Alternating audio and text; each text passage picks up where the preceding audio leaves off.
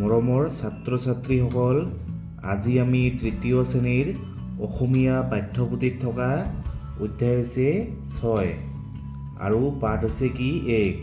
পাঠটোৰ নাম কি ৰূপ কোঁৱৰ জ্যোতিপ্ৰসাদ আগৰৱালা। এই পাঠটোৰ পিছফালে থকা প্ৰশ্ন উত্তৰসমূহ আজি আমি এইটো ভিডিঅ'ত আলোচনা কৰিম।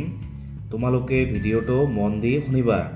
তোমালোকে প্ৰথমে কিতাপত পাঠটো বানান কৰি নিজে পঢ়িবা।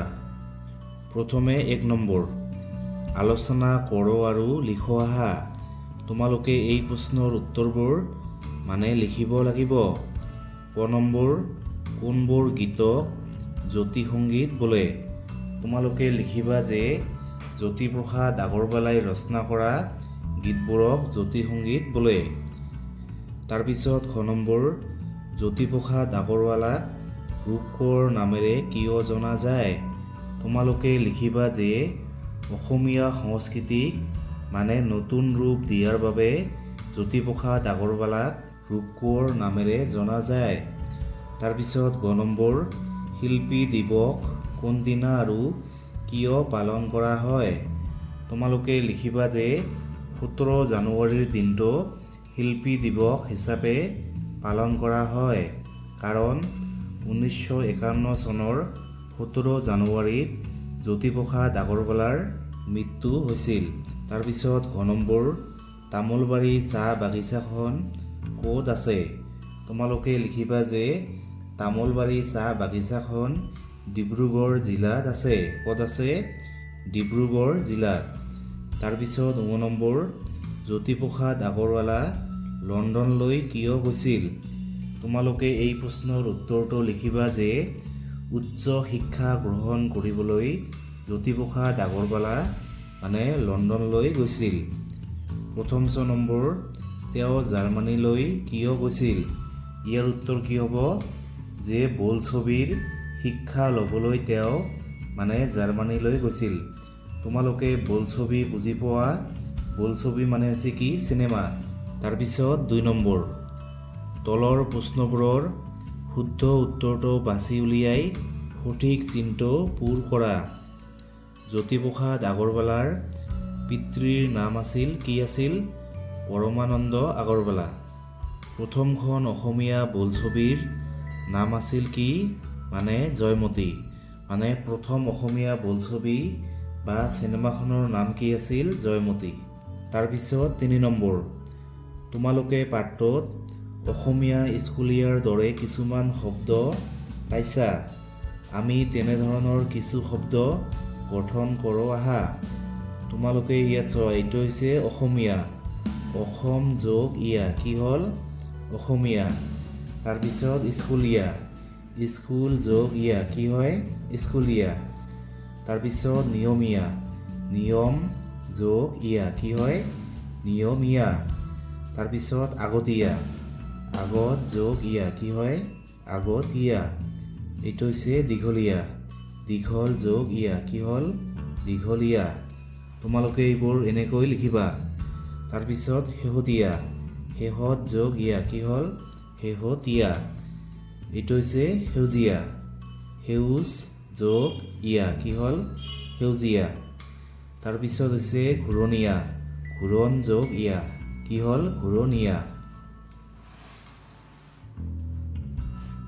তাৰপিছত নাম্বাৰ 4, শিল্পী আৰু কৃষ্ণা শব্দ দুটাত থকা যুক্তাক্ষৰ কেইটাৰ লগত পৰিচয় হওঁ আহা। এইটো হৈছে কি? শিল্পী। এইটো হৈছে কি? লয় পয়ল প, ল যোগ প কি হয়? লয় পয়ল প। এইটো হৈছে কি? কৃষ্ণা। এইটো হৈছে হয়নয়স ন, ছ যোগ ন কি হয়? হয়নয়স ন। এই যুক্তাক্ষৰবোৰ থকা বেলেগ বেলেগ শব্দ পঢ়ো আৰু লিখো আহা। এইটো হৈছে কি? শিল্পী। এইটো হৈছে গ আৰু লয় পয়ল প কি হয়? গল্প। এইটো হৈছে অল্প, এইটো হৈছে কল্পনা, এইটো হৈছে বিকল্প। ল যোগ প ল আৰু প এই দুটা লগ লাগি কি হয়? লয় পয়ল প। এইটো হৈছে কি? বিষ্ণু। এইটো হৈছে সহিষ্ণু। কৃষ্ণ। এইটো হৈছে তৃষ্ণা আৰু এইটো হৈছে কি? বৈষ্ণৱ। তাৰপিছত 5 নম্বৰ পাঠটোৰ আৰম্ভণিতে থকা গীতটো জ্যোতিপ্ৰসাদ আগৰৱালাই ৰচনা কৰা। গীত ৰচনা কৰা লোকক গীতিকাৰ বোলে। এতিয়া কাষৰ বাকচটোত থকা শব্দকেইটা বাছি উলিয়াই কাক কি বোলে খালী ঠাইত লিখা। ক নম্বৰ ছবি বা চিত্ৰ অংকন কৰা লোক কি কয় চিত্ৰকৰ। তাৰপিছত খ নম্বৰ গীতত সুৰ দিয়া লোক কি কয় সুৰকাৰ। গ নম্বৰ কবিতা ৰচনা কৰা লোকক কি কয় কবি। ঘ নম্বৰ নাটক ৰচনা কৰা লোক কি কয় নাট্যকাৰ। ঙ নম্বৰ গীত গোৱা লোক কি কয় গায়ক। তোমালোকে এইবোৰ মুখস্থ কৰিবা, এইবোৰ কিন্তু পৰীক্ষাত আহিব। তাৰপিছত 6 নম্বৰ ভাব ক আৰু লিখ আহা। তোমালোকে এই প্ৰশ্নবোৰৰ উত্তৰ লিখিব লাগিব। ক নম্বৰ জ্যোতিপ্ৰসাদ আগৰৱালাৰ ৰচিত গীতৰ বাহিৰে তুমি আৰু কাৰ কাৰ গীত শুনি ভাল পোৱা, তেওঁলোকৰ কোনটো গীত তোমাৰ প্ৰিয়। তোমালোকে লিখিবা যে মই ভূপেন হাজৰিকাৰ গীত শুনি ভাল পাওঁ। কোনটো গীত অসম আমাৰ ৰূপহী, এই গীতটো মোৰ প্ৰিয়। তাৰপিছত জুবিন গাৰ্গৰ মায়াবিনী গীতটো মোৰ প্ৰিয়। আৰু বিষ্ণু প্ৰসাদ ৰাভা বিলতে হালিছে এই গীতটো মোৰ প্ৰিয়।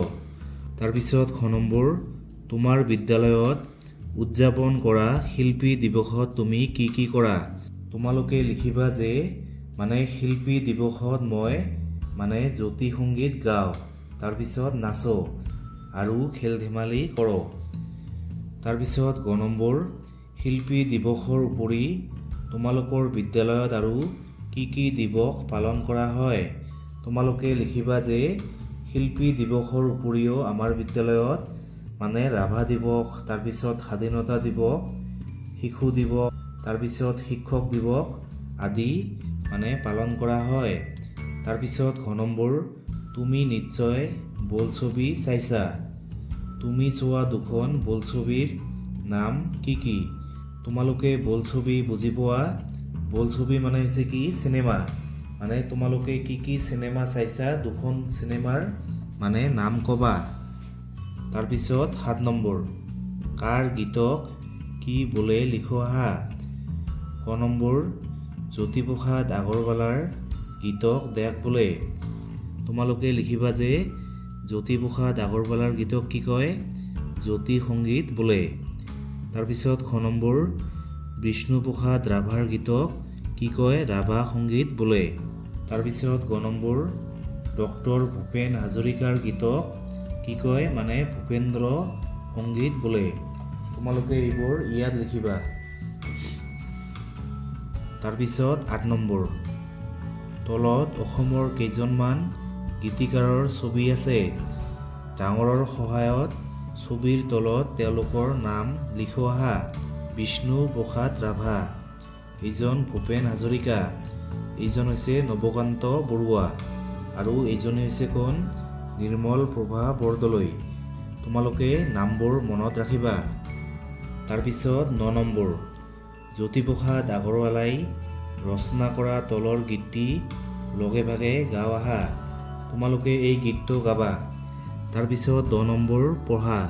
তোমালোকে এইখন বানান কৰি নিজে পঢ়িবা। গছ গছনি ধ্বংস কৰি মানুহে নিজে নিজৰ ক্ষতি কৰি আছে। এই ভয়ানক ক্ষতি ৰোধ কৰিবলৈ আমি কি কৰা উচিত।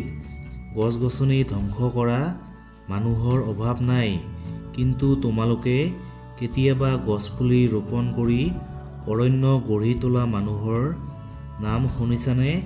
তেনে এগৰাকী মহান ব্যক্তিৰ নাম হৈছে যাদৱ পায়েং। এই মানুহজনৰ নাম হৈছে কি যাদৱ পায়েং। তেখেতৰ জন্ম হৈছিল যোৰহাট জিলাত। পায়েঙে ব্ৰহ্মপুত্ৰৰ চাপৰিত গছপুলি ৰোপণ কৰি এখন ডাঙৰ অৰণ্য গঢ়ি তুলিছে। তেখেতে গঢ়া অৰণ্যখনৰ নাম হৈছে মোলাই কাথানি। তেখেতক দিল্লীৰ জৱাহৰলাল নেহৰু বিশ্ববিদ্যালয়ে অৰণ্য মানৱ উপাধি প্ৰদান কৰিছে। 2015 খ্ৰীষ্টাব্দত ভাৰত চৰকাৰে তেখেতক পদ্মশ্ৰী সন্মানেৰে সন্মানিত কৰিছে। যাদৱ পায়েং এগৰাকী বিশ্ববিখ্যাত পৰিৱেশ কৰ্মী। তাৰপিছত 11 নম্বৰ, নিজেই নিজক মূল্যায়ন কৰা। ক নম্বৰ, 1 মিনিটত দফাটোৰ কিমানটা শব্দ পঢ়িব পাৰিলা? তোমালোকে ইয়াত লিখিবা। তাৰপিছত খ নম্বৰ, পঢ়োতে যিকেইটা শব্দত খোকোজা লাগিল দাগ দিয়া আৰু সংখ্যাটো লিখা। এইবোৰ তোমালোকে নিজে কৰিবা। তাৰপিছত 12 নম্বৰ, আলোচনা কৰোঁ আৰু লিখো আহা। ক নম্বৰ, যাদৱ পায়েঙৰ জন্ম ক'ত হৈছিল? তোমালোকে লিখিবা যে যাদৱ পায়েঙৰ জন্ম যোৰহাট জিলাত হৈছিল। তাৰপিছত খ নম্বৰ, তেখেতে গঢ়া অৰণ্যখনৰ নাম কি? তেখেতে গঢ়া অৰণ্যখনৰ নাম হৈছে কি? মোলাই কাটনি। তাৰপিছত গ নম্বৰ, তেখেতে কি সন্মান লাভ কৰিছিল? তোমালোকে লিখিবা যে তেখেতে পদ্মশ্ৰী সন্মান লাভ কৰিছিল। তাৰপিছত ঘ নম্বৰ, তেখেতক আমি কি উপাধিৰে জানো? তোমালোকে লিখিবা যে তেখেতক আমি অৰণ্য মানৱ উপাধিৰে জানো। ঙ নম্বৰ, আমি কিয় গছপুলি ৰুব লাগে? তোমালোকে লিখিবা যে পৰিৱেশ ভালে ৰাখিবলৈ আমি গছপুলি ৰুব লাগে। তাৰপিছত প্ৰথম ছ নম্বৰ, তোমাৰ জন্মদিনত কেইজোপা গছপুলি ৰুলা? তোমালোকে এইটো নিজে ক'বা। তাৰপিছত 13 নম্বৰ, এইবোৰ তোমালোকে মুখস্থ কৰিবা। কাক কি নামেৰে জনা যায়?